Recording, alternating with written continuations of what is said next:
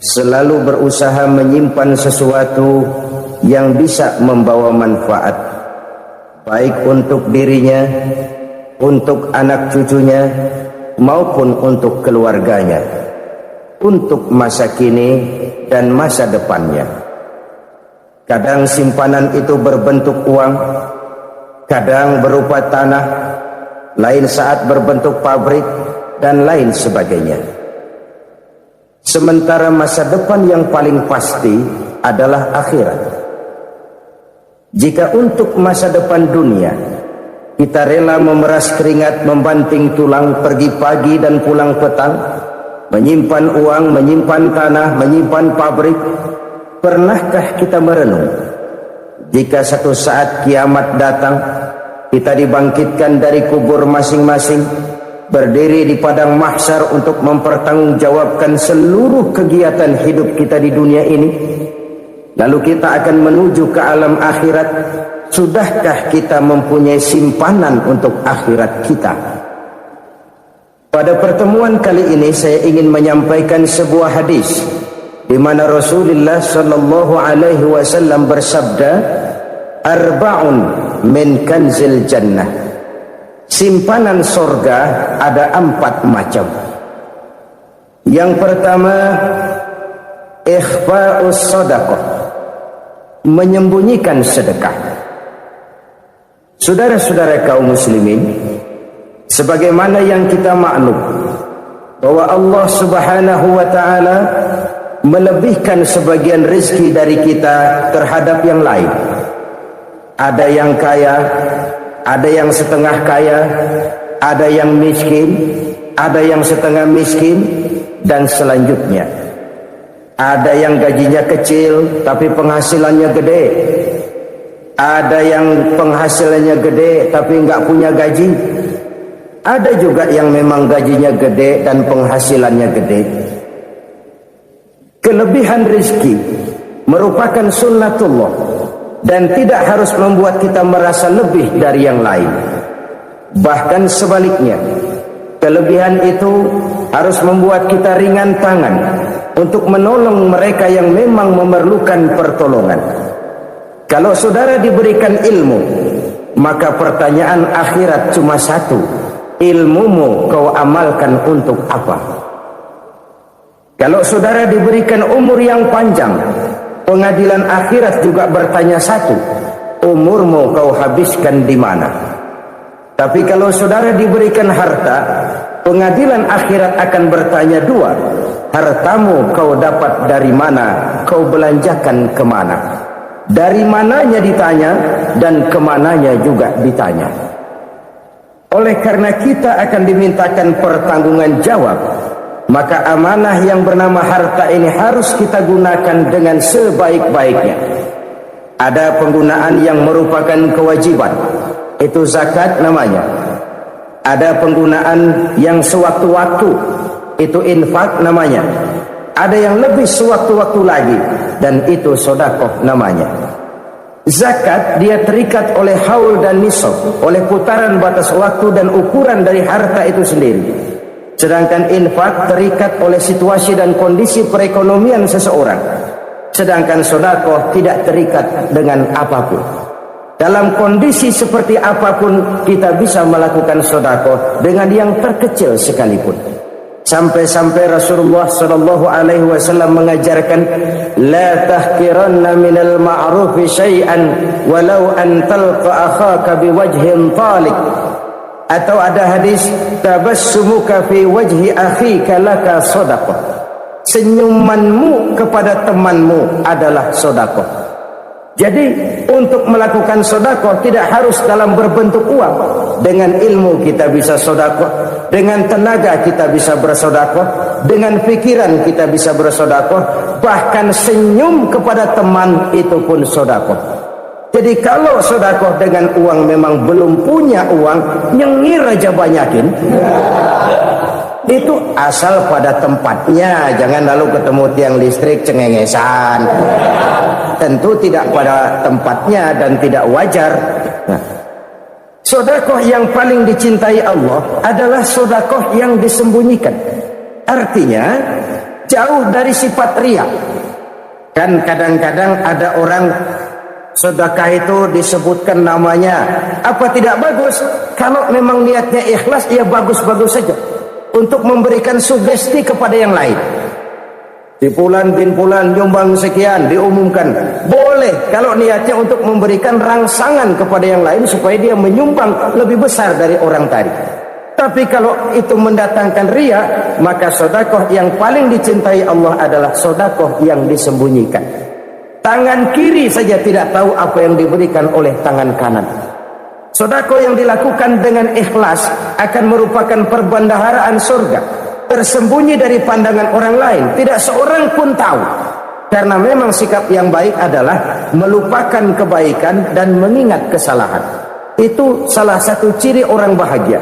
Orang yang selalu mengingat kesalahannya dan berusaha melupakan segala kebaikannya. Kalau dia akan ada kebaikan, dia tidak bisa ikut, dia merasa rugi karena dia merasa belum pernah berbuat baik.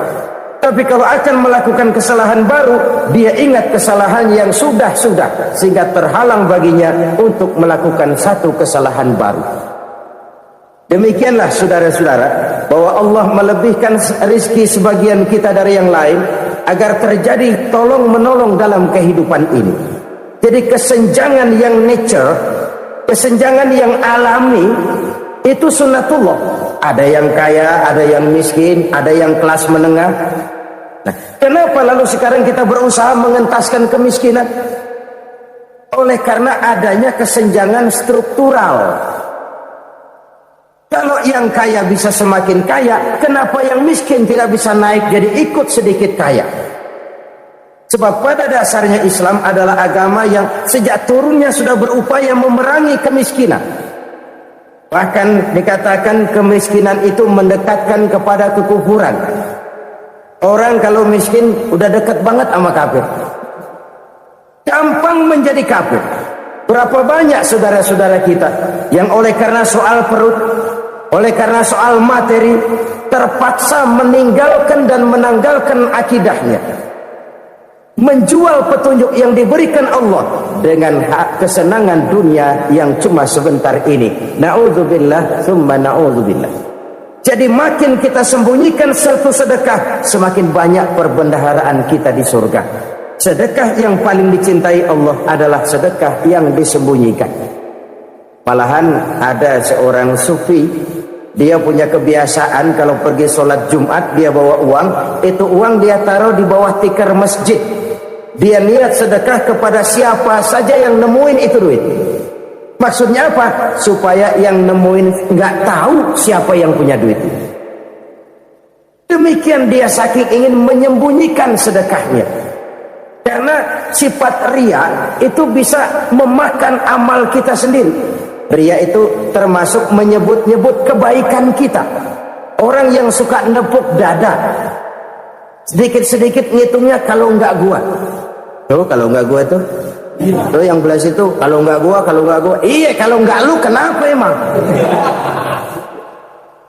Orang yang suka menepuk jasad, biasanya memang begitu saudara-saudara. Kalau perang lagi berkecamuk, orang nggak sempat ngaku jadi pahlawan. Tapi begitu perang selesai, yang kagak kenal bedil ngaku pahlawan. Itu sesuatu yang biasa. Oleh karenanya, orang-orang yang ikhlas dalam bersedekah, disembunyikannya sedekah itu Allah cinta betul. Malahan ada hadis memberikan jaminan, inna shadaqatal mar'il muslimi tazidu fil umri wa tadfa'u mitatas su'i. Sesungguhnya sedekahnya seorang mukmin tazidu fil umri, bisa menambah umur panjang, wa tadfa'u mitatas su'i, dan menyelamatkan manusia dari mati secara su'ul khatimah. Jadi siapa yang kepengen panjang umur, banyaklah sedekah. Yang bosan hidup, pelit terus. Sedekah menambah panjang umur dan menyelamatkan manusia dari mati secara su'ul khatimah. Pak, katanya umur itu nggak bisa ditambah, nggak bisa dikurangin. Kapan? Kalau ajal sudah datang. Wa idza jaa ajaluhum la yastakhiruna sa'atan wa la yastakdimun. Kalau ajal datang tidak bisa dimajukan, tidak bisa dimundurkan. Itu kalau ajal sudah datang. Tidak bisa lagi umur ditambah dikurangi, sudah datang. Tapi kalau belum datang, itu kan haknya Allah. Mau ditambah, mau dikurangi, hak prerogatif Allah. Sebagai pencipta manusia, Allah maha kuasa dan maha mampu. Sedekah ini menambah panjang umur dan menyelamatkan manusia dari mati secara su'ul khatimah. Orang mati kan sama ya, kondisinya mati, nggak nafas. Tapi hakikat mati kan lain-lain. Ada yang mati itu husnul khatimah, baik akhirnya. Misalnya lagi ngaji mati, lagi sholat mati, lagi sedekah mati. Ini yang dinamakan dengan husnul khatimah, baik di akhirnya. Sebaliknya ada yang su'ul khatimah, jelek di akhirnya. Ini yang jadi catatan akhir.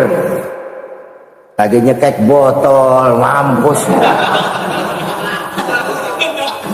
Lagi banting kartu, modar. Su'ul khatimah, jelek pada akhirnya. Sedekah menyelamatkan manusia dari mati secara su'ul khatimah. Dan kita semua kepengen mendapat husnul khatimah, jauh dari su'ul khatimah. Oleh sebab itu yang bisa menyelamatkan kita dari penyakit itu antara lain adalah sedekah yang disembunyikan, yang dikerjakan dengan ikhlas karena Allah. Tidak karena kepengen dipuji orang, tidak karena ingin dikatakan orang pemurah. Sebab orang dermawan itu orang yang memberi tanpa harus diminta. Kalau masih harus diminta, ya belum dermawan namanya. Masih harus diminta. Kalau nggak diminta ya tulus, lolos, polos. Saudara-saudara kaum muslimin rahimakumullah, harta adalah amanat dan akan kita pertanggungjawabkan.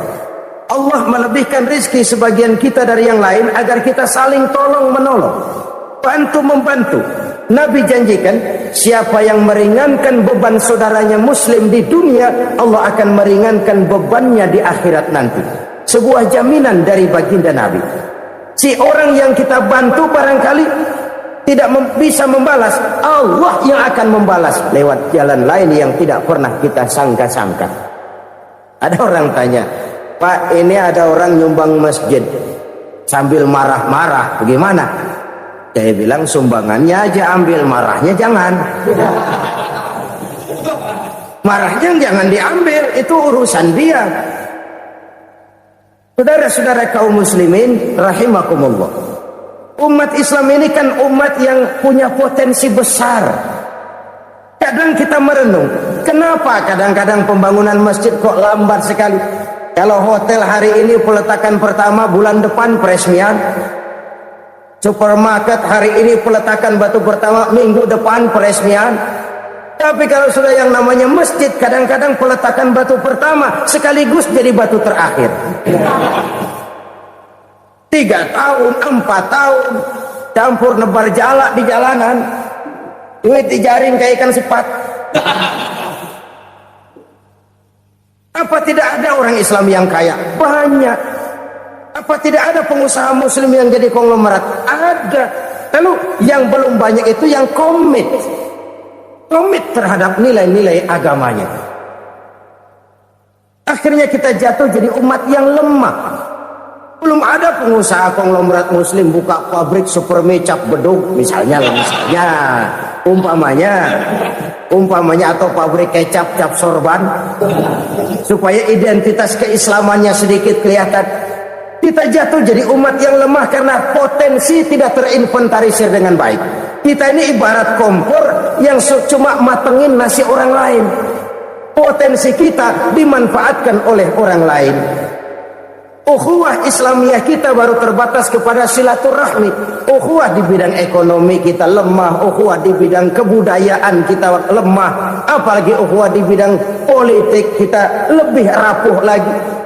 Padahal ukhuwah itu adalah totalitas kehidupan manusia, menyangkut ipolek sosbud, memerlukan nilai-nilai ukhuwah. Jadi oleh karena itu mari kita menyadari, di dalam harta kita, walaupun kita yang cari, pergi pagi, pulang sore, peras keringat, banting tulang, di sana ada harta anak yatim, di sana ada hak masjid, di sana ada hak pesantren, di sana ada hak jihad.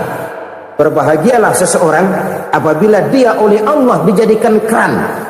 Keran itu menyimpan air, tapi tidak untuk dirinya, tapi disalurkannya kepada mereka yang memang memerlukannya. Saudara-saudara kaum muslimin rahimakumullah, ini yang pertama. Jadi perbendaharaan surga adalah menyembunyikan sedekah. Orang lain nggak tahu, kita pun nggak pernah ngitung-ngitung. Kita anggap lewat begitu saja, padahal itu deposit akhirat. Satu. Yang kedua, perbendaharaan surga itu apa? Wa kitmanul musibah, menyembunyikan kesulitan. Kadang orang takut menghadapi kesulitan, tapi makin kita merenung, hidup ini kan sebenarnya urusan. Takut sama urusan, ya jangan hidup. Tandanya orang hidup itu kalau punya urusan. Urusan melupakan problem, problem sering menimbulkan kesulitan. Kesulitan bukan untuk ditakuti, tapi untuk diatasi dan dicarikan jalan keluarnya. Siapa sih orangnya yang nggak pernah sulit? Makin tinggi status sosialnya, makin gede urusannya. Makin tinggi kualitas imannya, makin berat tingkat kesulitannya. Cuma memang yang namanya enak itu seperti pelangi. Biang lala itu nggak pernah di atas kepala kita, di atas kepala orang melulu. Lu sih enak lo, kata kita. Dia juga bilang yang enak kan lo. Pelangi itu nggak pernah di atas kepala kita. Kata tukang beca, aduh enak ya naik Mercy. Kata tukang beca, apa yang di dalam mobil Mercy? Aduh enak bener tukang beca, di jok ngeringkuk ngorok pulas bener. Saya kamar pakai AC sejuk, tempat tidur sutra empuk, alga spring bed, kulak kulik nggak bisa pulas kalau belum minum Valium, belum tidur. Enak bener tukang beca, di jok ngorok nggak tahu wetan kulon. Si tukang beca bilang yang di Mercy enak, yang di Mercy bilang tukang beca enak. Inilah enak, nggak pernah di atas kepala kita, di atas kepala orang lain melulu enak itu. Nah, saudara-saudara, yang merupakan perbendaharaan surga itu orang yang bisa menyembunyikan kesulitan, baik pribadi ataupun rumah tangga. Nih terutama rumah tangga yang jadi soalnya. Kadang-kadang kita ini kalau senang, sebaliknya kalau senang kita diam, kalem aja, cuek. Banyak banget duit kita bawaan, diam aja udah, malah ketemu orang takut. Tapi begitu susah sekampung tahu. Padahal Nabi mengajarkan perbendaharaan surga itu menyembunyikan musibah, menyembunyikan kesulitan. Kalau enak, cerita sama orang-orang. Kalau nggak enak, rasain sendiri, tekan sendiri, atasin sendiri. Kita kan sebaliknya, tenang kita diam, asal lagi susah, paling tidak kita nyari teman buat cerita kesusahan. Siapa orangnya yang nggak pernah susah? Cuma soalnya bagaimana kita mengatasi kesusahan itu sendiri. Begitu juga misalnya kalau orang sudah berumah tangga, itu orang tuanya harus menjadi tempat dia cerita yang enak-enak saja. Yang nggak enak rasain berdua, selesaikan berdua, atasin berdua. Jangan dibalik. Asal senang diam, giliran susah aja. Maknya laporan. Terbalik. Bisa menjaga security informasi.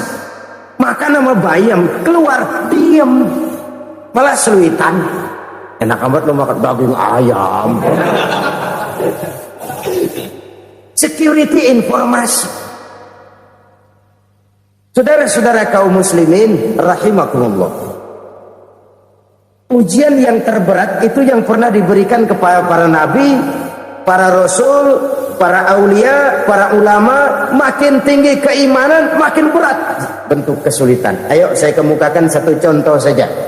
Ada seorang nabi yang kaya, nabi kaya, namanya Nabi Ayub. Iblis kalau orang begini kan keki, ibadahnya rajin, kaya. Yang kayak begini susah digodain. Kalau ibadahnya rajin, miskin, kali bisa disogok. Sini imannya mantap, ibadahnya rajin, kaya, nabi lagi. Oh, tapi namanya iblis, nggak kurang akal. Laporan, Tuhan, kenapa iblis? Ya ini bahasa saya, bahasa Qurannya sih nggak gitu. Itu hambamu yang namanya Ayub, dia rajin ibadah cuma karena dikasih kaya aja. Coba kasih miskin dia, berhenti dia sembahyang. Ah, kamu bisa aja. Saya tahu Ayub itu hambaku yang ikhlas. Saya buktiin Tuhan, silahkan. Dibuktiinlah, iblis turun ke alam ini.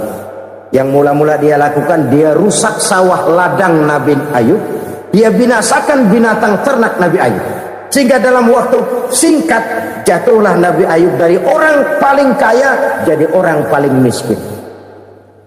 Beliau masih ibadah di mihrab dalam masjid. Datang iblis. Saudara Ayub, ya, lagi ngapain? Ibadah. Nyembah Allah, nyembah Allah. Oh, percuma. Kenapa? Tuhan yang ente sembah nih, dia udah bikin miskin ente. Sawah ladang ente hancur lebur, binatang ternak binasa. Sekarang ente jadi orang paling miskin. Ngapain nyembah Tuhan kayak begitu? Tekor. Udah berhenti dah ibadah, berhenti ibadah. Ini iblis sama Tuhan laporannya lain, yang dikerjakan kepada Nabi Ayub juga lain. Benar begitu iblis, kata Nabi Ayub. Iya. Sawah ladang saya habis, buras. Binatang ternak saya binasa, binasa. Saya miskin, bangpak. Apa jawab Nabi Ayub? Bukan innalillahi, ini hebat. Alhamdulillahillazi a'tani wa akhadha minni. Segala puji bagi Allah yang telah memberikan harta kepada saya dan sekarang mengambilnya lagi. Alhamdulillah. Allah yang ngasih, Allah yang ambil. Itu mah urusan Allah. Iblis cuman ibadah jalan terus, sujud lagi Nabi Ayub. Iblis seleher gondok banget. Dasar Nabi nggak mempan dia apa-apain. Miskin malah alhamdulillah. Allah yang ngasih, Allah yang ngambil. Jadi kalau kita tidak komit, kita tidak terikat kepada kaya, miskin, senang, susah, apa yang bisa bikin kita susah? Jadikan kekayaan, kemiskinan, jadikan senang, susah sebagai anak buah yang bisa kita atur. Jangan kekayaan ngatur kita, jangan kemiskinan ngatur kita. Kita yang harus mengatur mereka.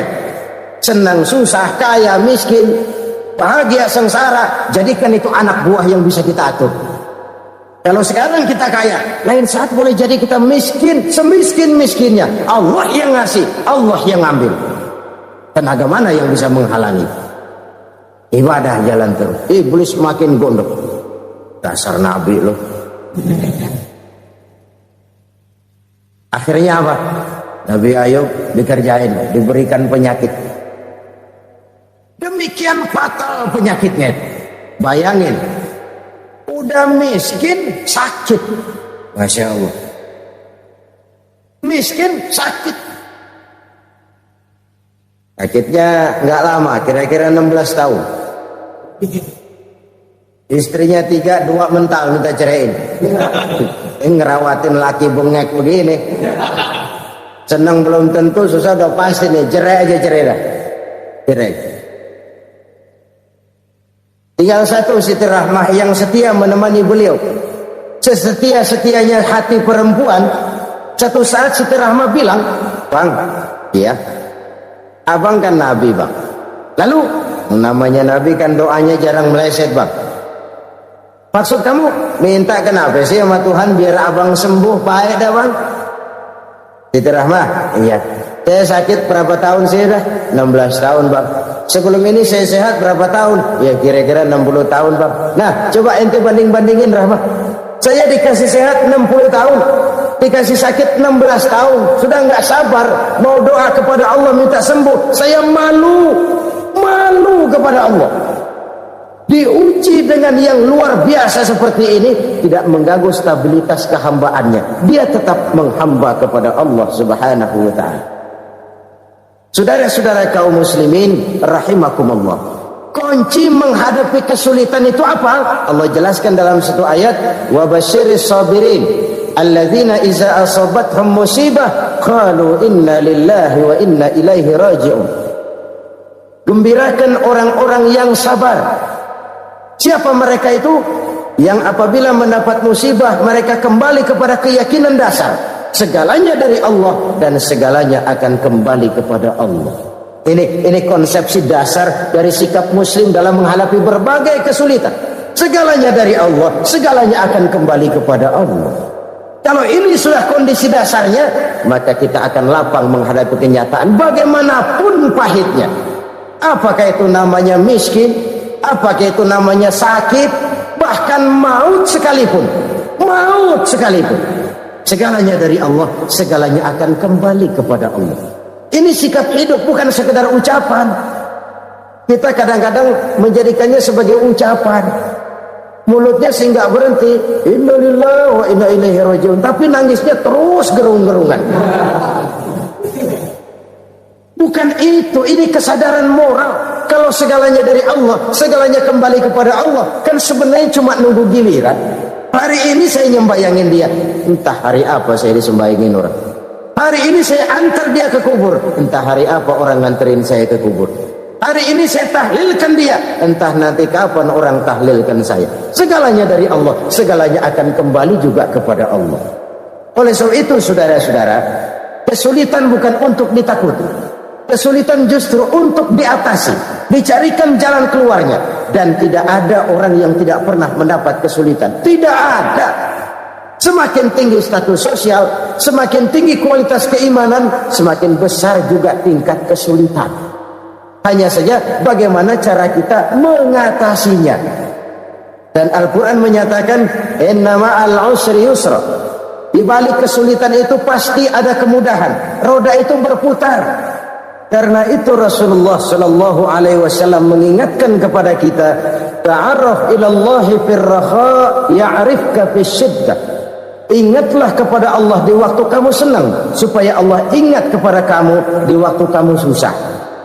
Kalau waktu senang kita ingat kepada Allah, kita susah, Allah tidak akan meninggalkan kita.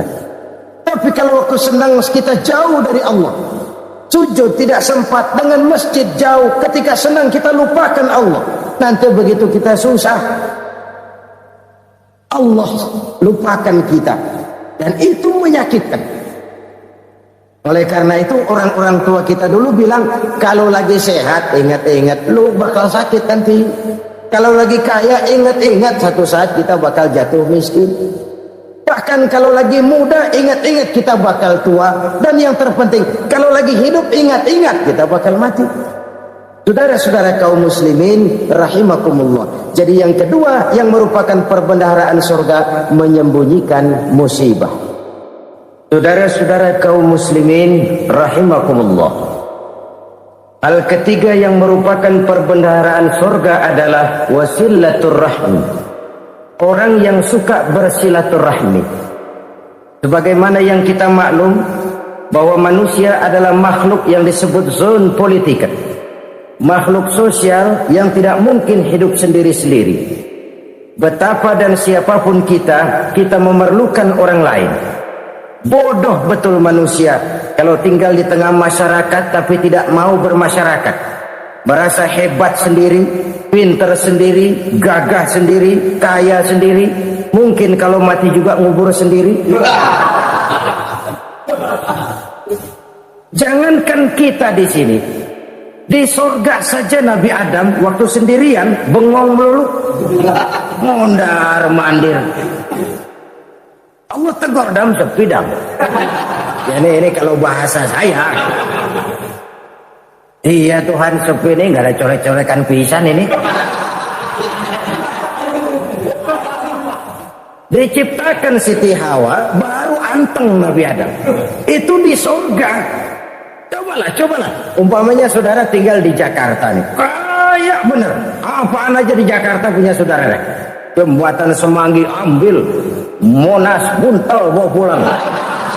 Hotel-hotel ambil semua. Cuman tinggal di Jakarta sendirian, apa enaknya? Betapa dan siapapun kita perlu orang lain. Tidak ada seorang pun yang bisa memenuhi kebutuhan hidupnya secara sendiri-sendiri. Nah, Islam telah menyelamatkan manusia dari ras diskriminasi, mengikat manusia dengan persaudaraan yang berlandaskan kepada akidah. Karena itu dianjurkan bersilaturahmi. Bahkan Nabi menyatakan, man arada ayyubsata lahu fi rizqihi wa yunsa'a fi atharihi falyasil rahimah.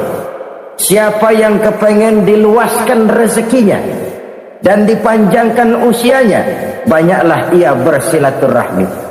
Siapa yang kepengen dimudahkan rezekinya, hendaknya ia banyak bersilaturahmi. Kalau banyak teman, kesulitan kan paling tidak ada tempat cerita.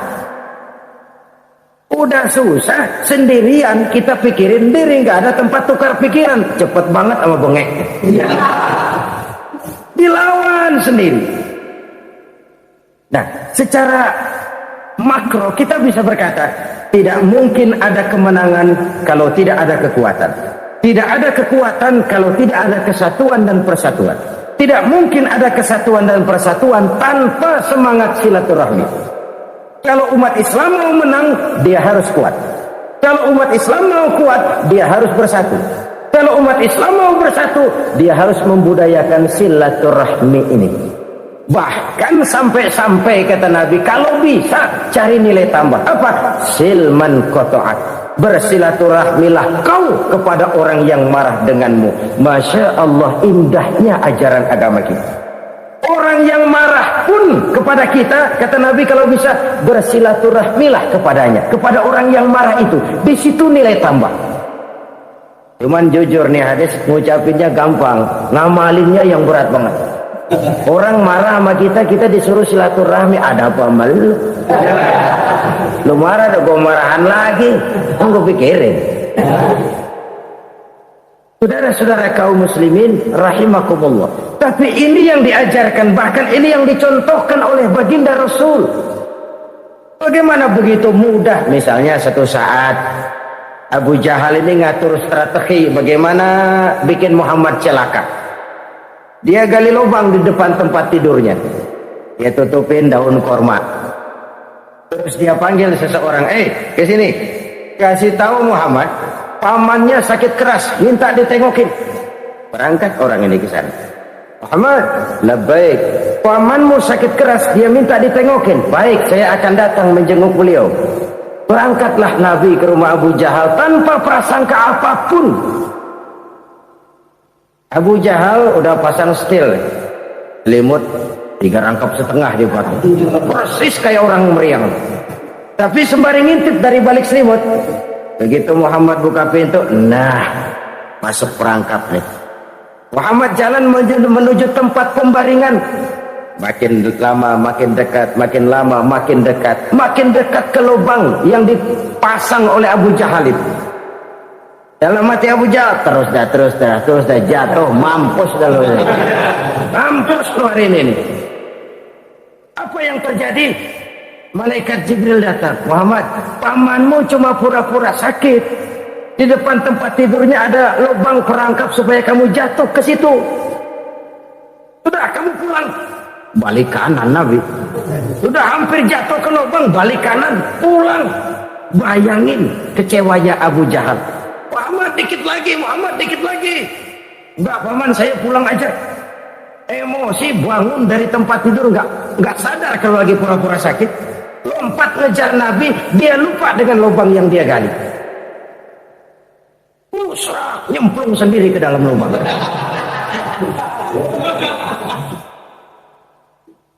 Nabi terus berlalu.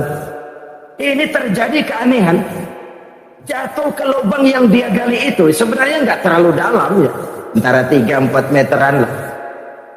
Tolong saya jatuh ke lubang ini. Datanglah pelayan-pelayannya itu. Angkat saya dari sini. Ngulurin tambang. Satu gulung belum juga nyampe itu tambang. Kurang, beli lagi ke warung. Sambung, ulur lagi, nggak juga bisa sampai. Wah, ini kerjaan Muhammad ini. Tolong, siapa salah seorang kamu ke rumah Muhammad, kasih tahu encangnya kecebur. Minta ditolongin. Sampaikan kepada Rasul. Kenapa? Pamanmu jatuh ke lubang, Muhammad minta tolong diangkatin. Tambang udah nyambung-nyambung nggak nyampe juga. Ya, nanti saya datang, saya tolong. Coba. Nyata-nyata orang berniat jahat mau mencelakakan dia. Datang dia menolong. Ini yang disebut air tuba dibalas air susu ya ini. Bukan sebaliknya. Air tuba dibalas air susu. Paman, kecebur ya? Iya, Muhammad, tolongin. Pegang tangan saya. Nabi ulurkan tangannya, nyampe. Dipegang oleh Abu Jahal, diangkat ke atas. Sampai atas, apa kata Abu Jahal? Sihirmu memang hebat Muhammad. Udah ditolongin dikata sihir. Yang enak kita kemplang kan itu orang begitu. Urusan apa? Tapi inilah akhlak. Kalau bisa kamu bersilaturahmilah dengan orang yang marah kepadamu sekalipun. Orang marah kita tetap baik. So, kalau kita berbuat baik sama orang yang memang baik, rasanya sih biasa-biasa aja. Orang baik kita baik lagi, ya draw aja, belum ada nilai tambah di situ. Baru ada nilai tambah kalau kita bisa berbuat baik kepada orang yang nyakitin kita. Itu namanya kita setingkat di atas dia. Dia sakitin kita, kita berbuat baik sama dia. Dia pelit sama kita, kita baik sama dia. Dia marahin kita, kita deketin dia. Di situ kita punya nilai tambah.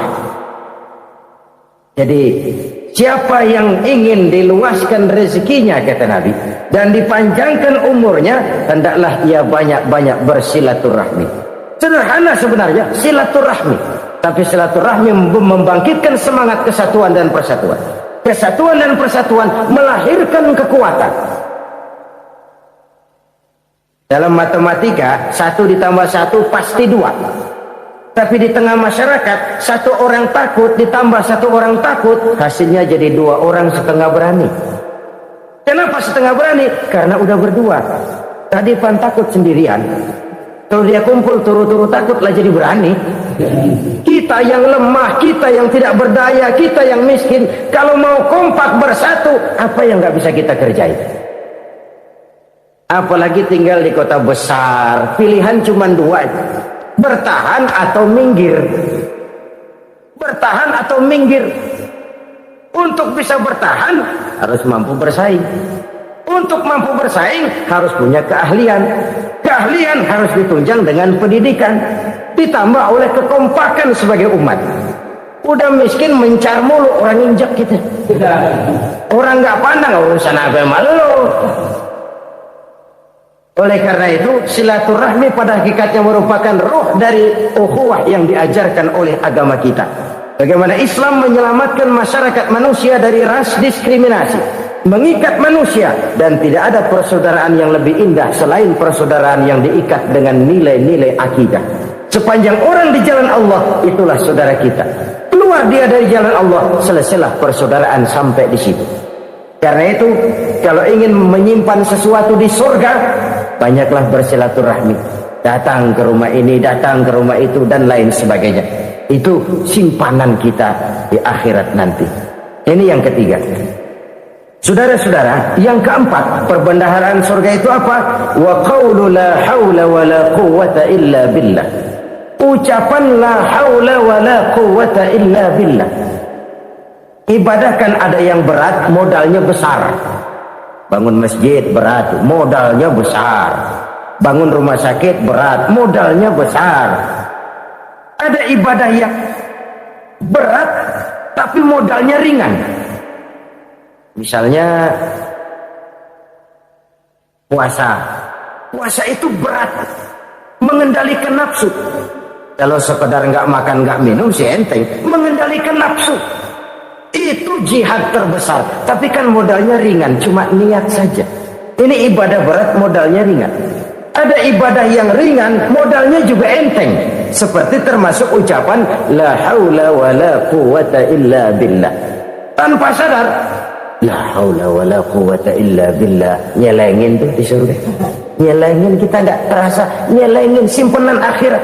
La haula wa la quwwata illa billah. Nyimpan lagi. Kaget, la haula wa la quwwata illa billah. Nyimpan lagi. Banyak simpanan. Walaupun sebenarnya yang dimaksud di sini adalah kesadaran batin bahwa tidak ada daya dan kekuatan kecuali Allah. Itu intinya.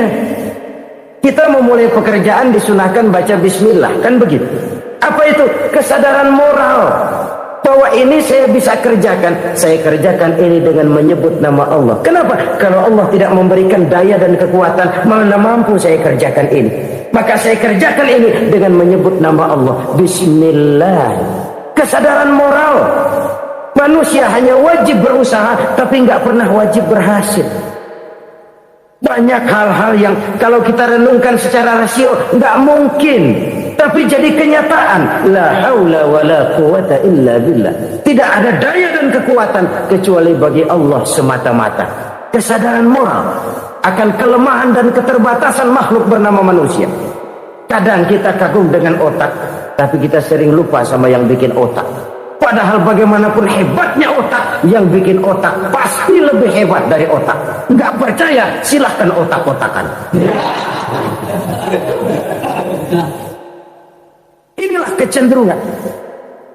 Kita kagum dengan pesawat-pesawat mutakhir, bukan main besi gede banget terbang itu. Alangkah hebatnya. Lalu apa yang bikin otak tidak lebih hebat dari itu semua? Kita puji laut, apa yang bikin laut tidak lebih hebat dari laut itu? La haula wala quwata illa billah. Tidak ada daya dan kekuatan kecuali Allah. Apa yang bisa kita lakukan kalau tidak karena daya dan kemampuan yang diberikan oleh Allah kepada kita? Lahirlah sikap tawadhu, rendah hati, tidak melonjak menjadi angkuh dan sombong, sadar akan kelemahan dan keterbatasan diri sebagai makhluk yang diciptakan oleh Allah Subhanahu wa taala. Jadi satu sisi ini ucapan yang berpahala, la haula, jadi wiridan. Pada sisi lain ini kesadaran moral, sikap mental, kesadaran batin bahwa yang punya daya dan kekuatan itu cuma Allah. Kita nggak pantas untuk sombong, sebab sombong itu pakaiannya Allah. Kita nggak sedang pakai pakaian Allah, kegedean. Dan makin kita renungi, makin terbentur. Apa sih yang bisa kita sombongin? Kita mau sombong apa? Kaya? Pintar? Itu kan semua relatif. Di atas langit masih ada langit lagi. Jadi oleh karenanya, marilah kita menyadari. Manusia hanya wajib berusaha, tapi tidak pernah wajib berhasil. Yang berusaha saja tidak wajib berhasil, apalagi yang tidak berusaha. Islam bukan agama orang pemalas yang selesai sholat lalu endelohom, menggelenggam ayam-ayam. Tapi Islam bukan agama orang sombong yang setelah berusaha lalu tidak memerlukan Allah. Kita bisa saja bikin proyeksi, tahun sekian kita bakal panen besar menurut perhitungan otak. Tapi ada kejadian lain, apa? Tikus ngambek. Habis itu dimakanin tikus, panen gagal. Proyeksi rasional gagal oleh tikus-tikus yang ngambek itu. Bisa saja terjadi. Tahun depan kita panen besar, urung. Kenapa? Musim panas panjang. Jadi sekarang ini koran-koran bikin berita musim mengalami penyelewengan. Bukan cuma manusia yang nyeleweng sekarang. Musim pakai nyeleweng. Mestinya kan musim hujan udah selesai, masih hujan-hujan juga. Musim. Nah sekarang kita boleh bikin proyeksi, kita bakal panen besar. Tahu-tahu musim panas panjang, sawah retak, air kering. Cari teknokrat yang paling botak, suruh pendekin tuh musim panas. La haula wala quwata illa billah. Inilah kesadaran moral. Saudara, saya teringat satu saat ada seorang konglomerat. Umurnya ya kira-kira 70-an. Satu saat dia ditanya oleh wartawan, "Pak, umur Bapak berapa sih?" "Ya, paling 10 tahun." 10 tahun? 10 tahun?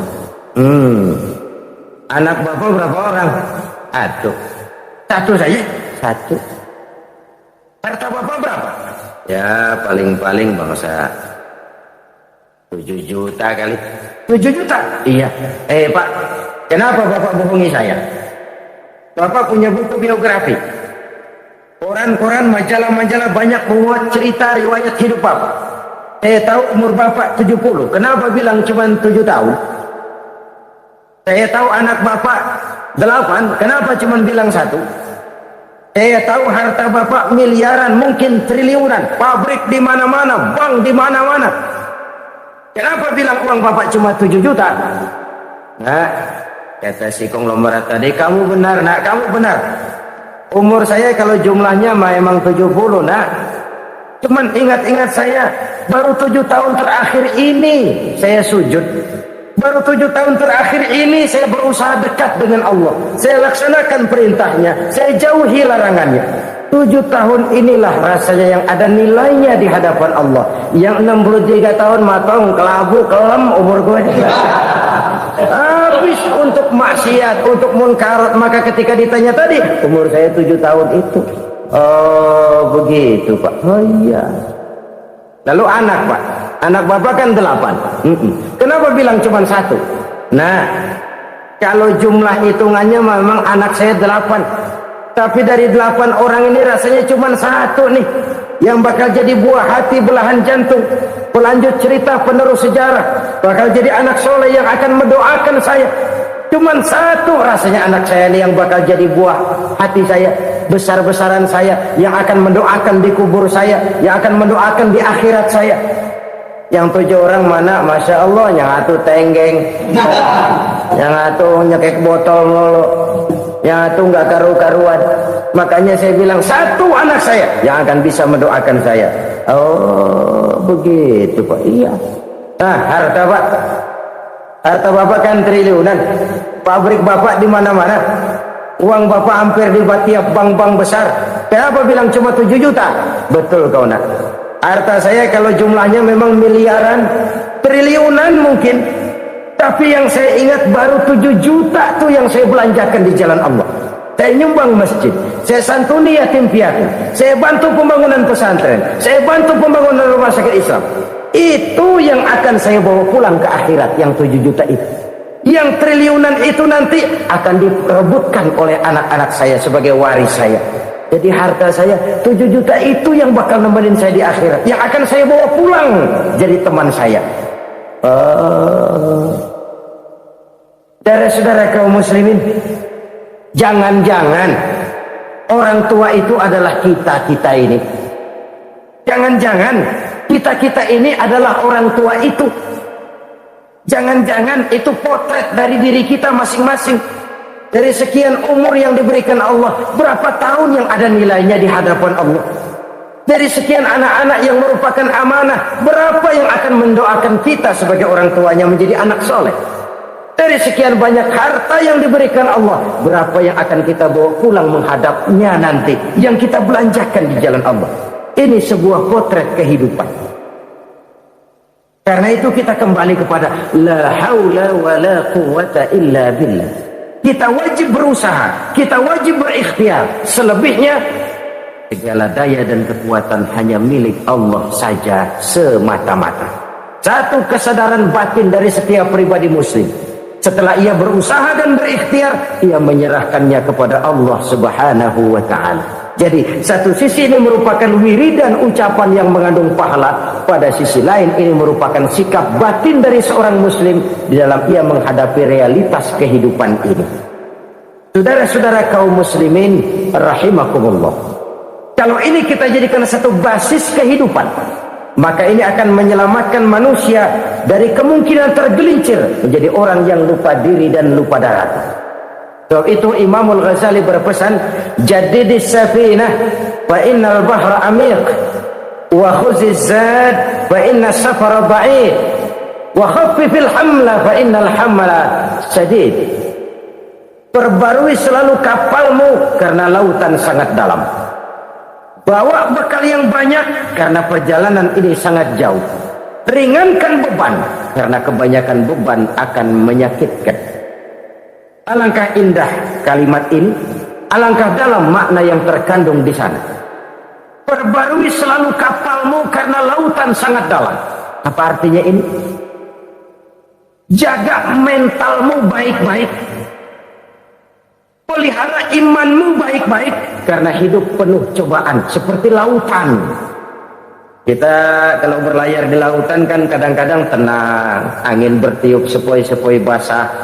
Jika malam datang, bintang gemintang bertabur menghias cakrawala, rembulan memantulkan sinarnya dengan indah. Dalam keadaan begitu berlayar enak. Tapi lain saat ombak menggunung, halilintar menyambar, angin topan bertiup. Berapa banyak sudah saudara-saudara kita yang tenggelam di lautan dunia tanpa sadar bahwa dia belum sampai kepada pantai yang akan dituju. Berapa banyak sudah saudara-saudara kita yang tenggelam di lautan dunia ini tanpa sempat bangkit lagi. Dia menyangka sudah sampai kepada tujuannya. Hati-hati kapal jangan sampai bocor karena lautan sangat dalam. Iman ini jaga baik-baik karena hidup penuh dengan ujian. Wa khuzz zad fa inna safar ba'id. Bawa bekal yang banyak karena perjalanan sangat jauh. Saudara mau ke Bandung, bawa duit. Saudara mau ke Surabaya, banyakkan lagi duitnya. Saudara mau ke Mekah, gepokan, iketan tuh duit, nggak lembaran lagi. Makin jauh perjalanan, makin banyak bekal yang harus kita bawa. Kalau saudara dari Jakarta mau ke Surabaya, kagak bawa duit berangkat juga, itu sih bukan berani namanya, nekat. Sampai Surabaya belum tentu, sengsara di jalan udah pasti. Kenapa? Nggak bawa bekal berangkat. Sama juga kita nih, misalnya belum sempat sembahyang, mati. Waduh, berani banget orang. Belum punya bekal, mati. Sengsara di jalan. Atau bekal tidak cukup. Dari Jakarta saudara mau ke Surabaya, bawa duit 500 perak. Paling jauh Cikampek nyampenya itu. Paling jauh itu. Antara jauhnya perjalanan dengan bekal yang saudara bawa tidak seimbang. Hidup ini perjalanan panjang, a walking tour. Dimulai dari alam arwah, sebelum jasad diciptakan, roh diciptakan lebih dulu. Dari situ pindah ke alam rahim, dari alam rahim pindah ke alam dunia, dari alam dunia pindah ke alam barzah, baru menuju akhirat. Satu perjalanan panjang. Kalau bekal tidak bawa, sengsara di jalan. Bawa bekal yang banyak karena perjalanan ini sangat jauh. Wa khaffifil hamla, ringankan beban karena beban itu cuma akan menyulitkan. Kalau bekal itu sih keperluan, tapi beban nggak kita perluin, coba ngeberat-beratin. Apa ini beban? Dosa, kecurangan, kebatilan, kesoliman, ketidakadilan, kesewenang-wenangan. Itu akan jadi beban kita di akhirat. Alangkah celakanya, perjalanan panjang, bekal tidak bawa, beban kelewat banyak, alamat sengsara di jalan. Pahala tidak ada, dosa berlipat ganda. Na'udzubillah, tsumma na'udzubillah. Kalau kita rangkum nasihat Al-Ghazali dengan kisah si konglomerat tadi, kita akan mengambil kesimpulan. Pertama, bekal terbaik dalam menghadapi gejolak kehidupan ini tidak lain adalah iman. Yang kedua, pahala dan dosa, dua hal kontroversi. Pahala adalah bekal, dosa adalah beban. Tapi kita sekarang kan tidak begitu terangsang kepada yang abstrak. Orang berlomba mencari yang konkret-konkret saja, yang real. Kalau memang dosa, benjol dong, kira-kira begitu. Kira-kira begitu. Persis orang Yahudi dulu. Orang Yahudi itu kan pernah minta kepada Nabi Musa, Ya Musa, lan nu'mina laka hatta narallaha jahrah. Musa, kami nggak bakal mau beriman kepada Allah kalau belum kami lihat Allah ada nongkrong di depan kami. Kalau memang Tuhan ada, taruh dong di depan kami. Mau yang konkret-konkret saja. Kalau memang dosa, benjol dong. Kalau memang pahala, berasa dong. Orang terangsang kepada yang real, yang konkret-konkret saja. Karena itu, untuk mengejar dosa, orang mau bayar. Tapi untuk mengejar pahala, walaupun tidak bayar, orang segan. Ini yang dikatakan oleh Nabi, kamu mengharapkan ke surga, tapi kamu berat melaksanakan sesuatu yang bisa membawa kamu ke surga. Kamu ingin jauh dari neraka, tapi tiap saat kamu lakukan perbuatan-perbuatan yang justru menjerumuskan kamu ke neraka. Idda'aitum an-najata minan nar wa ramaitum fiha anfusakum. Kamu ingin selamat dari neraka, tapi kamu lemparkan diri kamu ke neraka. Kamu ingin masuk surga, tapi berat sekali kamu melakukan perbuatan-perbuatan yang bisa menyampaikan kamu di surga. Saudara-saudara kaum muslimin rahimakumullah. Jadi hal keempat yang merupakan perbendaharaan surga adalah la haula wa la quwata illa billah. Satu sisi ini merupakan ucapan yang memperberat timbangan akhirat. Pada sisi lain ini merupakan sikap hidup seorang muslim. Kesadaran batin yang sangat dalam bahwa tidak ada daya dan kekuatan kecuali Allah. Dan itu kita simbolkan pada saat memulai pekerjaan dengan Bismillah, dengan menyebut nama Allah. Satu kesadaran moral, saya hanya bisa melakukan ini karena diberikan daya dan kekuatan oleh Allah. Lahirlah sikap tawadhu, rendah hati, tidak melonjak menjadi angkuh dan sombong. Saudara-saudara, sampai sini dulu jumpa kita kali ini. Semoga 4 perbendaharaan surga ini dapat kita lakukan, yang kelak akan merupakan bekal kita di kemudian hari nanti. Amin ya rabbal alamin. Bapak-bapak, ibu-ibu, saudara-saudara kaum muslimin rahimakumullah. Di dalam kehidupan kita sebagai seorang muslim, minimal 5 kali dalam sehari semalam kita mendengar seruan untuk mendirikan solat yang disebut azan. Ada kalimat menarik di dalam kalimat azan itu, yakni seruan hayya 'alal falah, marilah menuju kepada keberuntungan, marilah meraih kemenangan. Seruan ini adalah kecenderungan dari setiap manusia, apapun warna kulitnya. Artinya, setiap orang dalam hidup selalu ingin meraih dan mencari kemenangan. Kemenangan akan melahirkan kepuasan batin, dan kepuasan batin memberikan kebahagiaan. Sedangkan kekalahan melahirkan penderitaan batin, dan penderitaan batin menjerumuskan seseorang di dalam berbagai bentuk kerugian. Jikalau inilah seruan azan, maka masalahnya ialah apa yang menyebabkan kita meraih kemenangan. Al-Quranul Karim memberikan tuntunan dan ajaran kepada kita bahwa orang-orang yang memperoleh kemenangan itu tidak lain adalah orang-orang yang bertakwa.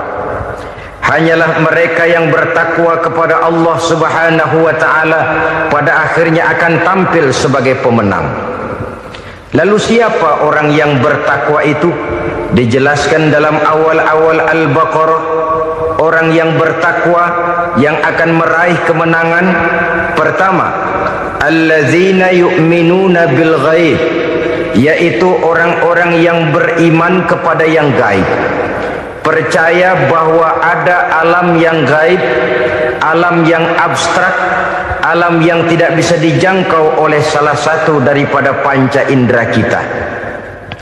Mereka percaya dan beriman kepada adanya malaikat, beriman kepada adanya iblis dan jin, beriman kepada adanya alam kubur, beriman kepada adanya alam mahsyar, beriman kepada adanya alam akhirat, beriman kepada adanya surga dan neraka. Beriman bukan cuma sekedar beriman dalam ucapan bibir saja, tetapi beriman yang nilai iman itu mampu mewarnai gerak dan gaya hidupnya. Iman yang meresap sampai ke tulang sumsum, kemudian memberikan dampak positif di dalam kehidupan manusia. Alam, kita tahu, adalah sesuatu yang selain Allah, dan Allah bukanlah alam. Apapun namanya selain daripada Allah, itu adalah alam. Alam pada hakikatnya terbagi menjadi 2. Ada alam syahadah, alam nyata, alam konkret, alam yang bisa dijangkau oleh salah satu indera kita. Kemudian ada alam ghaib, alam yang tidak bisa dijangkau oleh panca indera kita, alam metafisika, alam abstrak, alam yang wajib kita imani keberadaannya. Kita percaya bahwa malaikat itu ada. Kita percaya kepada jin, bahwa jin itu ada. Kita percaya kepada adanya iblis dan setan. Bukan percaya kepada iblis dan setannya, percaya bahwa iblis dan setan itu ada. Itu termasuk salah satu daripada sifat orang yang bertakwa kepada Allah. Saudara-saudara kaum muslimin rahimakumullah, kecenderungan pembangunan yang lebih bersifat materialistis biasanya menggeser aspek kehidupan rohani. Orang berpikir empiri, dan dalam pola pikir yang demikian maka alam gaib tidak lagi mendapat perhatian. Aspek kehidupan yang bersifat rohaniah malah mulai ditinggalkan. Akibatnya terjadilah kepincangan di dalam kehidupan kita. Pernah ada satu pengalaman pribadi dalam perjalanan kembali ke tanah air. Dalam pesawat di sebelah kanan saya duduklah seorang Jerman namanya Heiner Simonsen. Iseng saya ajak kenalan, saya ajak ngobrol, saya tanya dia. Saya bilang, Mas Heiner ini, kalau pesawat yang kita tumpangi ini jatuh ke bawah, kira-kira apa yang bakal terjadi, Mas? Dia bilang, kita semua akan mati. Begitu? Iya. Oke. Apa itu mati? Tanya saya. Dia bilang, untuk tahu apa itu mati, kita harus tahu lebih dahulu apa itu hidup. Saya pikir nih bule bisa ngomong juga. Baiklah kata saya. Apa hidup menurut Anda itu?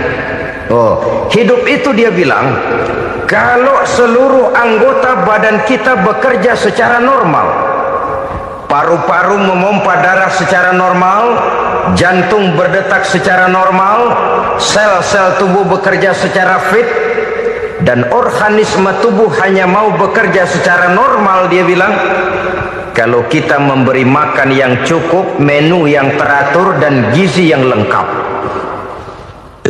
Saya bilang, kesimpulannya apa, Ner?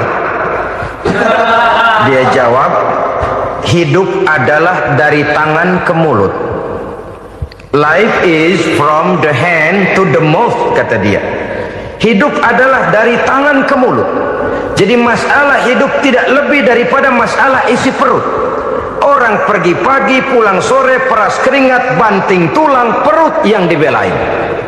Saya bilang, you are wrong. Sampean salah, Ner. Kamu orang Islam bukan? Bukan. Pantas.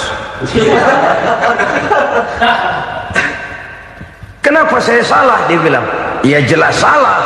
Salahnya di mana? Kamu ini manusia. Kalau hidup cuma dari tangan ke mulut, saya bilang, kambing di kampung saya juga begitu pikirannya, Ner. Itu kambing di kampung saya, asal perutnya kenyang, sudah hidup dia. Perkara besok bagaimana, lusa prospeknya macam mana, bulan depan ada apa, kambing nggak pernah mikir. Di kampung saya kambing juga pikirannya begitu. Kamu Kristen ya? Tadinya. Loh kok tadinya, lalu apa sekarang kamu ini? Dia bilang, sekarang saya netral. Saya tidak beragama, tapi saya percaya kepada Tuhan sebagai pencipta alam. Saya ingat benar dia bilang, I haven't any religious, but I believe to God as the creator of the world. Kenapa bisa netral begitu, Ner? Habis saya bingung katanya. Islam bilang Islam baik, Kristen bilang Kristen baik, Hindu Buddha bilang Hindu Buddha baik, semua agama baik. Saya netral sekalian, nggak beragama. Yang penting saya percaya kepada Tuhan.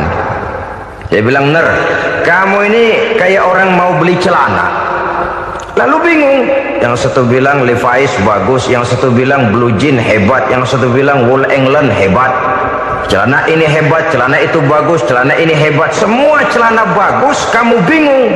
Akhirnya netral, tidak pakai celana. Itu juga salah. Saya pikir-pikir, kemudian saya melihat bahwa dua pola berpikir Henner ini nampaknya sudah mulai menggejala di lingkungan masyarakat bangsa kita.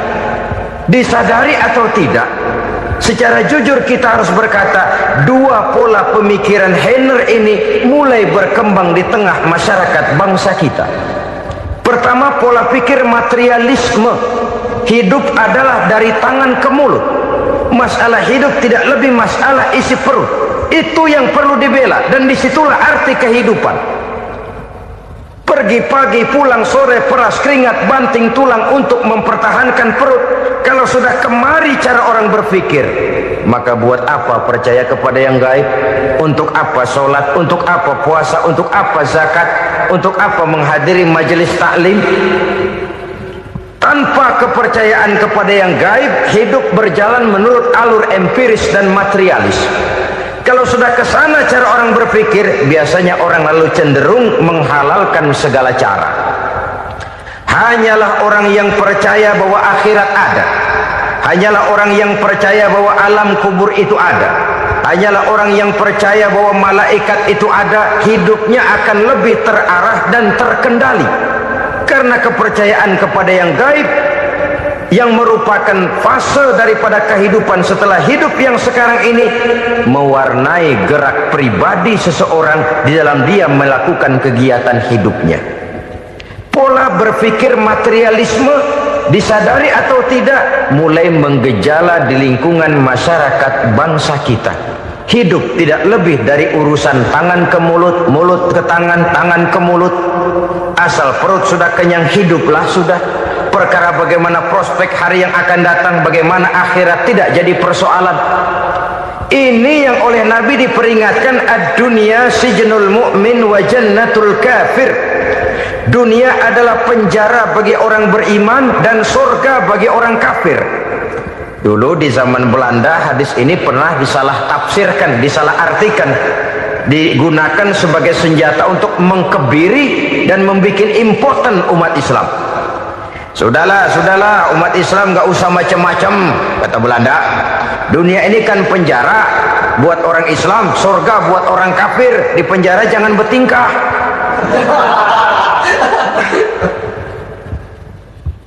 Pengertiannya tidak begitu. Dunia adalah penjara bagi orang mukmin. Artinya dalam kehidupan dunia seorang mukmin tidak bebas memperturutkan hawa nafsunya. Di penjara hawa nafsunya itu. Sebaliknya surga bagi orang-orang kafir. Buat orang kafir surgalah dunia ini. Mereka bebas memperturutkan hawa nafsunya, dilarang tidak terlarang, dicegah pun tidak tercegah. Mereka hidup menurut alur bisikan nafsu mereka sendiri. Kemudian bila ajal datang, maut merenggut nyawa, selesailah surganya sampai di situ. Maka bagi orang-orang yang tidak percaya kepada adanya akhirat, kepada adanya alam gaib, surganya sebatas umurnya. Sekali lagi, surganya sebatas umurnya. Bila umur selesai, ajal pun datang merenggut nyawa, selesailah sudah surganya sampai di situ. Alangkah pendeknya perjalanan orang-orang yang tidak percaya kepada alam gaib ini. Bagi kita mukmin, jikalau kita mampu memenjarakan hawa nafsu, kita bisa bahagia di dunia ini. Dan Islam memang tidak menyuruh kita sengsara di dunia. Raih dunia, kejar dunia, gapai dunia sebagai alat untuk mencapai kebahagiaan di akhirat nanti. Hidup adalah satu perjalanan panjang yang terbentang sejak kita terlahir dari alam rahim sampai kepada alam akhirat nanti. Andai kata kita gagal meraih kebahagiaan di dunia, toh kita masih punya akhirat. Tapi jangan jadi dalil yang melemahkan semangat. Biarin dah kita di dunia kebelangsak, yang penting akhirat. Akhirnya dunia benar-benar kebelangsak. Bagaimana dunia ini bisa kita raih, dan bagaimana meraih dunia untuk menunjang kepentingan akhirat nanti. Yang kedua dari pikiran Henner yang saya lihat menggejala di lingkungan masyarakat bangsa kita, timbulnya manusia-manusia netral. Seolah-olah Tuhan yes, agama no. Sama Tuhan percaya, agama ogah. Tuhan ngangguk, giliran agama godeng. Padahal hampir dalam setiap ayat dalam Quran kata-kata amanu biasanya bergandeng dengan wa amilus sholihat, iman dan amal soleh. Ini sebagai isyarat Tuhan dan agama jangan pernah dipisah-pisah. Apabila kita bertuhan maka kita harus beragama. Apabila kita beragama maka agama itu harus bersumberkan dari Tuhan yang kita imani itu. Tidak mungkin kita pisah, Tuhan yes, agama no. Sama Tuhan percaya tapi agama bikin sendiri. Sembayangnya cukup bengong 2 jam madep ngulon.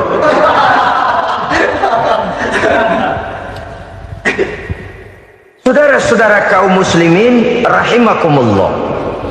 Jadi dengan demikian agama yang kita akui merupakan unsur mutlak di dalam pembangunan sekarang ini, merupakan bagian dari kehidupan yang menuntun kita bahwa di balik alam nyata ini, di balik alam syahadah ini ada alam gaib. Dan mudabbir, murabbi, yang mengatur, yang menguasai, yang memelihara baik dia alam nyata, baik dia alam gaib, tidak lain adalah Allah Subhanahu wa ta'ala. Di sana ada satu super power, satu maha kekuatan yang kita perlu bersandar kepadanya. Sebagai makhluk nyata yang hidup di alam nyata, berbuatlah secara nyata sebagaimana harusnya kita berbuat. Karena Islam jelas bukan agamanya orang pemalas. Islam jelas bukan agamanya orang yang mengajarkan setelah selesai sholat boleh duduk nggelenggem ayam-ayam ndelohom, menghitung bintang di langit sambil menunggu keajaiban. Tidak. Islam adalah agama yang mengajarkan apabila sholat sudah selesai kamu kerjakan, bertebaranlah di permukaan bumi, cari karunia Tuhanmu. Jangan hidup berpangku tangan menunggu keajaiban, karena hidup bukan undian. Jangan berharap untung besar tanpa mau peras keringat. Tapi di sebalik itu toh kita juga harus yakin bahwa di sisi usaha nyata yang kita lakukan ada satu super power, satu maha kekuatan gaib yang menentukan berhasil dan tidaknya usaha kita. Kepercayaan kepada hal semacam inilah yang mendorong kita untuk mempunyai sandaran vertikal, agar jikalau usaha ini berhasil kita tidak lupa diri dan lupa daratan. Jikalau usaha ini gagal kita tidak putus asa dan buruk sangka, tidak cupik pandangan dan sempit hati, tapi mampu melihat persoalan dengan kacamata putih sambil husnuzon kepada Allah Subhanahu wa ta'ala. Kita percaya malaikat itu ada yang namanya raqib dan atid, mengawasi gerak hidup kita sampai kepada gerak hati kita. Ini memberikan sugesti agar kita berhati-hati, tidak sejengkal tanah pun kita bisa berlindung dari pengawasan raqib dan atid. Ada munkar nakir yang akan menyoal kita di alam kubur. Ada malaikat Malik, penjaga neraka. Ada malaikat Ridwan yang menjaga surga. Kita percaya kepada adanya jin, kita percaya kepada adanya setan, iblis. Percaya kepada adanya, bukan mempercayai si setan, si iblis lalu menjadikannya sebagai teman. Tidak. Percaya bahwa mereka itu ada dan merupakan makhluk Allah yang gaib yang diciptakan Allah Azza wa Jalla. Kepercayaan kepada alam gaib memberikan motivasi terhadap gerak lahir manusia, sehingga dengan motivasi kepercayaan kepada yang gaib, gerak lahir jadi lebih terarah, jadi lebih terpelihara. Pernah seseorang bertanya, "Pak, apakah adanya akhirat bisa dibuktikan secara ilmiah?" Saya bilang tidak bisa, tidak bisa. Kenapa? Karena yang berangkat nggak pernah pulang kembali lagi. Kalau dia pulang kemari bisa kita tanya bagaimana enak di sono. Cuma secara moral saya katakan lebih beruntung orang yang percaya kepada akhirat daripada yang tidak. Sekarang saudara percaya akhirat ada, lalu saudara baik-baik di dunia, sholat, puasa, zakat, menolong orang lain, menebarkan kebajikan. Saudara mati, andai kata akhirat tidak ada, toh dalam hidup saudara sudah berbuat baik, paling tidak nama saudara akan dikenang sebagai orang baik.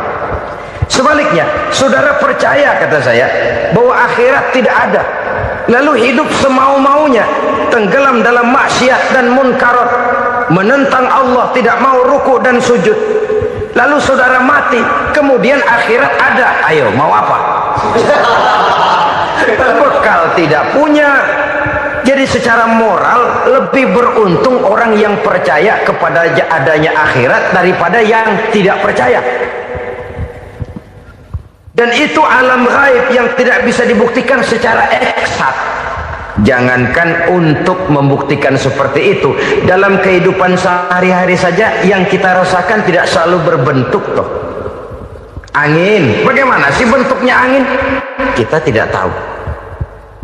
Merah, artinya kalau dikerok merah. Yang merah itu kulit, yang kulit kita bukan anginnya. Sakit, rasa sakit itu ada, tapi bagaimana bentuk sakit kita nggak pernah tahu. Kalau kita makan cabai pedas, bagaimana bentuk pedas itu tidak ada, tapi rasa ada. Bentuk pedas hijau, cabainya bukan pedasnya. Tidak semua yang kita rasakan bisa kita gambarkan dalam bentuk yang konkret. Oleh karena itu, sekali lagi bahwa kepercayaan kepada alam yang gaib mampu memberikan satu sugesti yang menata kehidupan seseorang lebih lurus, lebih terarah, dan lebih terkendali. Maka wajar kalau kepercayaan kepada yang gaib mengantarkan seseorang untuk meraih kemenangan. Kenapa? Dia percaya kepada yang gaib, bahwa akhirat ada, bahwa alam kubur ada, bahwa pertanggungan jawab itu ada. Maka dia lalu tidak hidup saenae udele dewe, itu loh.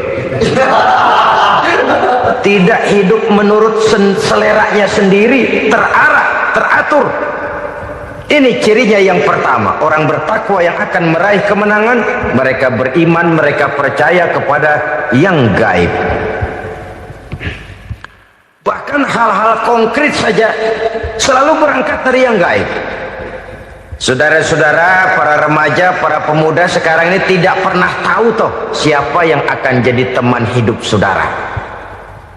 Kita bisa saja ngerancang, mentargetkan, tapi toh akhirnya yang namanya jodoh bukan kekuasaan kita.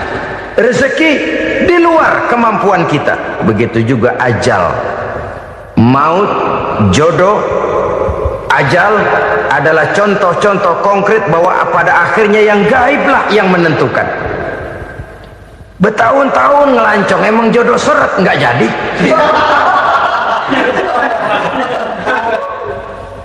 Begitu kenal baru setengah malam nginep ditangkap hansip kan. Hal-hal semacam itu kadang-kadang kita berpikir suuzon, gile, perempuannya cakep banget, lakinya rebek amat.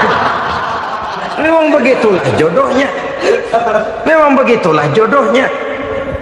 Saudara hadirin ma'asyiral muslimin yang saya hormati, jadi hal-hal yang konkret saja kita yakini sepenuhnya ditentukan oleh satu superpower yang gaib itu tadi. Dari sanalah segala ketentuan itu berangkat dan kesanalah segalanya akan kembali. Maka kepercayaan kepada yang gaib meluruskan gerak hidup seseorang dan itu akan mengantarkan dia kepada meraih kemenangan. Satu. Yang kedua, wa yuqimuna shalah. Orang bertakwa yang akan meraih kemenangan itu adalah orang-orang yang mendirikan sholat. Kenapa sholat mengantarkan orang untuk meraih kemenangan? Yang jelas, inna sholata tanha anil fahsya'i wal munkar. Sholat mampu mencegah manusia dari perbuatan keji dan munkar. Banyak filsafat hidup yang terkandung di dalam sholat ini. Sejak kita wudhu sampai kita menghadap ke arah kiblat, sampai kita melakukan gerak-gerak sholat, bacaan-bacaan yang ada di dalam sholat, lalu sampai kepada mengucapkan salam, banyak filsafat hidup yang terkandung di dalam sholat. Umpamanya saja, setelah takbiratul ihram mulai kita dengan sholat dalam posisi berdiri, diajarkan dalam kitab-kitab fikih agar kita melihat ke arah tempat sujud. Ini kan filsafat kehidupan. Kalau kamu sholat dalam posisi berdiri, lihat tempat sujud. Jangan sholat mata jelalatan, sebab nanti bisa mengurangi kekhusyuan. Jadi wajar kalau yang dikatakan bahwa yang paling afdol adalah shaf yang di depan.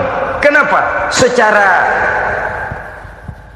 harfiah pengertiannya akan lebih mengundang kekhusyuan. Kenapa? Kalau kita di shaf paling depan di masjid umpamanya paling banter, kita lihat tembok. Tapi kalau kita shaf di tengah atau di belakang, orang-orang di depan kita pun akan kelihatan. Yang bajunya loreng, yang bajunya genggang, yang bajunya macam-macam. Kita lihat, kadang-kadang kita pikirin, ada yang bajunya bolong. Kita sholat tapi dalam hati, nih orang bajunya robek, ya nggak tahu apa. Ada saja hal-hal yang mengusik kekhusyuan kita. Oleh sebab itu diajarkan dalam posisi berdiri, lihat, arahkan pandangan matamu kepada tempat sujud. Ini kan filsafat kehidupan. Maksudnya apa? Kalau lagi diri, lihat dong tempat sujud. Kalau udah di atas, ingat dong sama yang bawah. Kalau sudah tinggi, ingat dong dari mana kamu berangkat. Kalau sudah berkuasa, bantu dong yang lemah. Kalau sudah kaya, santuni dong yang miskin. Kalau sudah alim, bimbing dong yang awam. Ini filsafat kehidupan. Dalam posisi berdiri, kau lihat tempat sujud. Ini akan melahirkan kepekaan sosial, di mana seseorang mau tahu kepada orang lainnya. Bagaimanapun kaya kita, tinggi pangkat dan jabatan kita, jikalau hidup hanya untuk kepentingan perut sendiri saja, rasanya belum membawa manfaat di dalam kehidupan kita. Tapi efek yang tertinggi sesungguhnya, sholat mencegah manusia dari perbuatan keji dan munkar. Perbuatan keji dan munkar, walaupun kelihatannya mendatangkan uang, membawa keuntungan, tapi itu keuntungan semu, keuntungan sementara. Dengan menipu orang lain kita bisa dapat untung, tapi tidak membawa berkah. Dan itu adalah kerugian besar dalam kehidupan kita.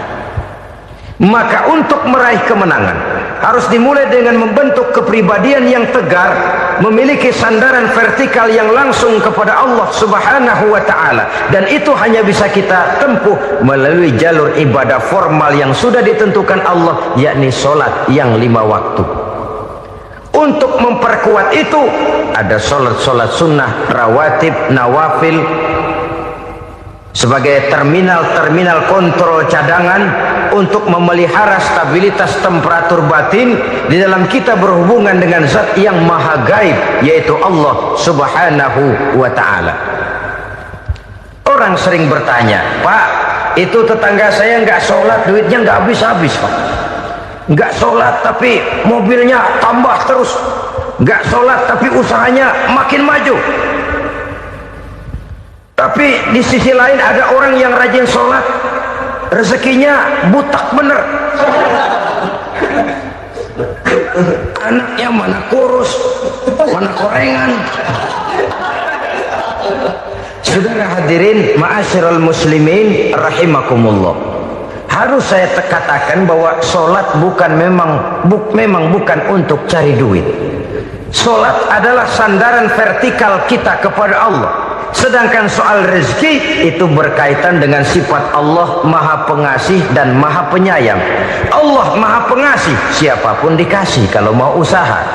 Allah maha penyayang, tidak semua orang disayang oleh Allah Azza wa Jalla. Dan belum tentu banyak harta itu merupakan nikmat. Mungkin juga istidraj. Artinya istidraj itu dikasih tapi diambulin, kalau bahasa Betawinya itu. Dikasih tapi diambulin, itu bukan merupakan nikmat sesungguhnya, lebih merupakan azab dari Allah Subhanahu wa ta'ala.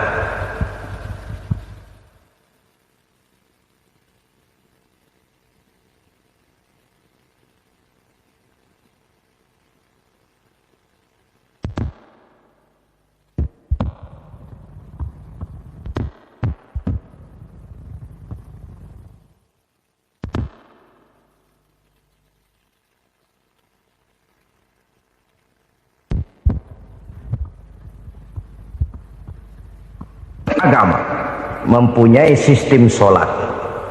Dan kita umat Islam telah dituntun oleh Allah Subhanahu wa ta'ala yang wajibnya 5 kali dalam sehari semalam mendirikan sholat.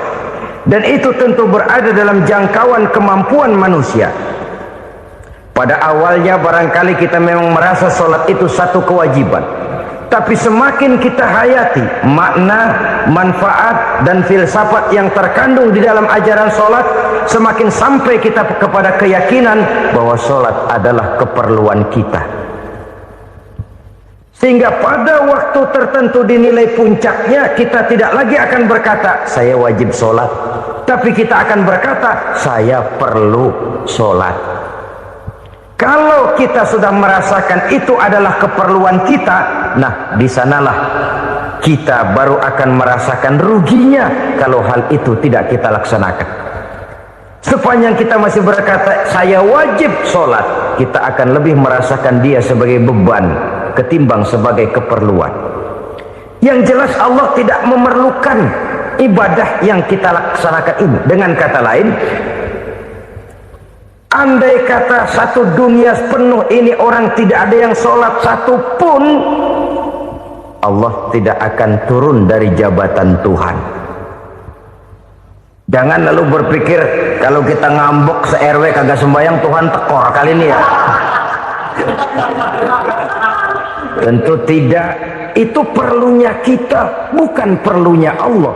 Dan pada induknya kita akan berkata saya perlu agama. Kalau secara induk kita sudah memerlukan agama, maka konsep-konsep yang ada di dalam ajaran agama itu pun adalah juga merupakan keperluan kita. Baik dia bernama sholat, baik dia bernama puasa, baik dia bernama zakat, baik dia bernama haji, seluruhnya adalah keperluan kita. Dan sesuatu yang kita perlukan apabila tidak kita laksanakan akan melahirkan kerugian di dalam kehidupan. Jangan heran kalau kita membaca riwayat perjalanan hidup para salafus soleh, orang-orang soleh. Ada yang tahajud sampai 100 rakaat, ada yang sholat malam kakinya sampai bengkak. Kita sekalinya bengkak biri-biri. Ada yang sholat membaca surah dalam Al-Quran sampai khotam Quran. Kok mau? Mereka sudah merasakan itu keperluan. Itu saja soalnya. Suatu saat pun jikalau kita merasa bahwa itu keperluan saya, kita pun akan melaksanakan seperti itu. Keperluan saya dalam kehidupan. Inilah yang kedua. Yang ketiga, orang bertakwa yang akan meraih kemenangan itu wa mimma razaqnahum yunfikun. Mereka membelanjakan sebagian daripada rezeki yang diberikan Allah kepada mereka. Mereka infakkan di jalan Allah. Ada satu dialog menarik. Satu hari seorang anak muda bertemu dengan seorang kakek-kakek yang sudah dikenalnya baik. Bertanyalah anak muda ini, "Kek, umur kakek berapa tahun?" 15 tahun, kata si kakek. Anak kakek berapa orang? 1.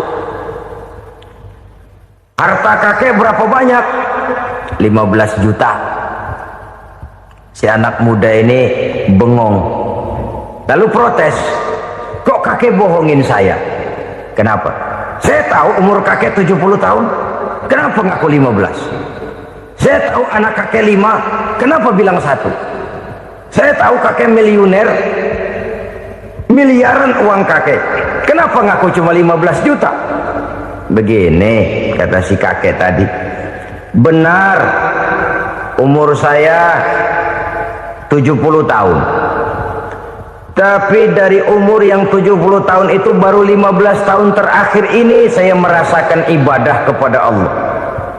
Meninggalkan maksiat, jauh dari segala macam munkarat. Maka yang 15 tahun inilah yang benar-benar saya rasakan sebagai umur saya.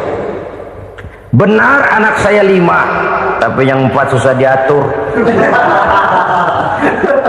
Cuman 1 rasanya nih yang bakal jadi si buah hati, belahan jantung, pelanjut cerita penerus sejarah.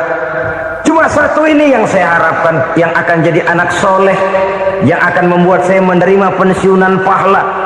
Kalau yang 4 apek dah, nggak ada harapan.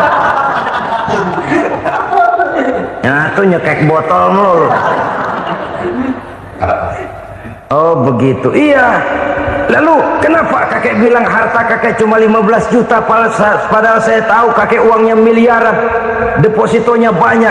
Ya karena 15 juta itulah yang saya ingat yang pernah saya belanjakan di jalan Allah. Saya merasa itulah harta saya yang sebenarnya. Yang miliaran yang saya simpan di bank kelak kalau satu saat saya mati akan jadi rebutan di antara anak-anak saya. Iya kalau anak saya soleh kayak yang satu ini. Kalau yang 4 tadi udah tulen dia bakal berantem dah berebut tuh. Jadi 15 juta yang saya belanjakan di jalan Allah inilah yang saya merasakan benar-benar harta saya yang sesungguhnya. Dialog ini patut menjadi bahan renungan kita bersama. Diberikan kita umur 40, 50, 60, 70, 80. Berapa tahun dari umur yang diberikan itu yang jalan mulus, yang kita gunakan untuk melaksanakan ibadah? Banyak harta kita simpan di bank, di lemari, di dompet, di tas. Tapi berapa yang sudah kita depositokan di jalan Allah yang akan menemani kita di hari kita kembali nanti? Maka orang bertakwa yang akan meraih kemenangan, wa mimma razaqnahum yunfikun, mereka membelanjakan sebagian dari rezeki yang diberikan Allah di jalan Allah subhanahu wa ta'ala. Ma'asyiral muslimin rahimakumullah, zahirnya memang kita memberikan kepada orang lain, tapi hakikatnya kita menyimpan untuk diri kita sendiri. Kita memberikan kepada yatim piatu 25.000. Zahirnya kita memberikan si yatim, hakikatnya kan kita cuma nyimpan. Saya berikan, titip kepadamu, ini untuk saya di akhirat. Kau boleh belikan baju, kau boleh belikan untukmu makan, kau boleh bayarkan sekolahmu. Ini untuk saya. Hakikatnya kita nyumbang masjid 1 juta, zahirnya kita berikan kepada panitia masjid, tapi hakikatnya kan cuma titip 1 juta ya untuk saya di alam kubur nanti. Silakan kau boleh belikan semen, ini uang, belikan besi, belikan pasir. Saya cuma sekedar titip untuk kepentingan saya. Hakikatnya kita cuma sekedar menitip. Sebagaimanapun pada hakikatnya, apapun yang kita miliki dalam kehidupan kan cuma sekedar hak guna pakai, bukan hak milik mutlak. Harta kita, rumah kita, kendaraan kita, kebun kita, pabrik kita, hak guna pakai saja. Hak milik mutlak cuma untuk Allah subhanahu wa ta'ala. Saudara-saudara kaum muslimin rahimakumullah, ini yang ketiga. Kemudian yang keempat, orang-orang bertakwa yang akan meraih kemenangan, allazina yu'minuna bima unzila ilaika, mereka yang beriman, mereka yang percaya kepada apa yang telah diturunkan kepadamu Muhammad, ay Al-Quran, yakni Al-Quranul Karim. Setelah percaya kepada yang gaib, mendirikan solat, kemudian menginfakkan sebagian dari rezeki yang diberikan Allah, mereka juga lalu percaya kepada yang diturunkan terhadap Nabi, yaitu tidak lain Al-Quranul Karim. Sekali lagi di sini, percaya bukan hanya sekedar percaya saja, tetapi percaya lalu menjadikan Al-Quran itu sebagai pedoman hidup. Sebab memang Al-Quran itu adalah GBHM, garis-garis besar haluan muslim. Apa yang harus kita lakukan, apa yang harus tidak kita lakukan, bagaimana mestinya kita bertingkah laku dan berbuat, seluruhnya tercantum di dalam Al-Quranul Karim. Itu sebabnya ketika satu hari Aisyah ditanya bagaimana akhlak Rasul, beliau menjawab, kana Rasulullah sallallahu alaihi wasallam khuluquhul Quran. Akhlak daripada Rasulullah tidak lain adalah Al-Quran. Jawaban simpel ini memberikan gambaran bahwa keseluruhan daripada konsepsi Quran sudah diterjemahkan dalam kehidupan Rasulullah Sallallahu Alaihi Wasallam. Karena kita tahu akhlak adalah keseluruhan dari gerak hidup manusia, sejak ia berpribadi, berumah tangga, bertetangga, bermasyarakat, sampai kepada berbangsa dan bernegara. Al-Quran tetap memberikan sentuhan nilainya. Oleh karenanya, orang-orang yang bertakwa adalah orang-orang yang menjadikan Al-Quran sebagai pedoman dalam kehidupannya. Dan kita yakini Al-Quran diturunkan kepada Nabi Muhammad bukan merupakan produk Nabi Muhammad. Isi dan redaksinya langsung dari Allah Subhanahu wa ta'ala. Kemudian cirinya yang kelima, orang bertakwa yang akan meraih kemenangan itu, wa ma unzila min qablika. Tidak hanya sekedar percaya kepada yang diturunkan terhadap Nabi Muhammad yaitu Al-Quran, mereka juga percaya kepada apa yang pernah diturunkan kepada para nabi, kepada para rasul sebelum Nabi Muhammad. Percaya kepada adanya suhuf, percaya kepada adanya Taurat, percaya kepada adanya Injil, percaya bahwa Allah dahulunya sudah menurunkan Taurat kepada Musa, percaya bahwa Allah sudah menurunkan Injil kepada Isa, percaya Injil ada, Taurat ada, diturunkan Allah untuk Isa dan Musa, tetapi tidak wajib mengamalkannya karena kita sudah diberikan Al-Quranul Karim. Ini yang perlu saya garis bawahi. Kita percaya Allah telah menurunkan Injil dahulu kepada Isa. Kita percaya bahwa Allah telah menurunkan Taurat dahulunya kepada Nabi Musa. Kadang-kadang ini dijadikan dalih, dikacaukan pengertiannya. Quran saja mengajarkan bahwa orang yang bertakwa harus percaya kepada Injil, maka pakailah Injil. Apalagi kalau ayat sebelumnya ditilap, dihapus, dihilangkan, Injilnya yang ditekankan, maka akan terjadilah penekanan yang salah arah. Karena salah arah akhirnya bisa merusak dan menghancurkan akidah. Ketika Rasul suatu saat pernah ditanya orang, "Ya Rasul, bagaimana sikap kita sebagai muslim terhadap Injil yang ada sekarang?" Beliau menjawab, "La tukadzibuhu jami'an wa la tusaddiquhu jami'an." Jangan didustakan seluruhnya, jangan juga dibenarkan semuanya. Artinya, ini sudah merupakan gambaran dari Rasul bahwa dalam Injil yang ada sekarang masih ada ajaran-ajaran tauhid yang dibawa oleh Nabi Isa dan diajarkan kepada umatnya. Tapi juga dalam Injil yang sekarang ini sudah terkena intervensi dan investasi manusiawi. Karena itu Rasul menyimpulkan, la tukadzibuhu jami'an wa la tusaddiquhu jami'an. Jangan didustakan semua, jangan dibenarkan seluruhnya. Kita memang percaya Allah telah menurunkan Injil kepada Nabi Isa dulu, tapi kita tidak wajib mengamalkan Injil. Kita percaya Allah telah menurunkan Taurat kepada Nabi Musa, tapi kita tidak wajib mengamalkan kitab ajaran Taurat. Yang wajib kita percayai dan kita amalkan hanyalah Al-Quranul Karim.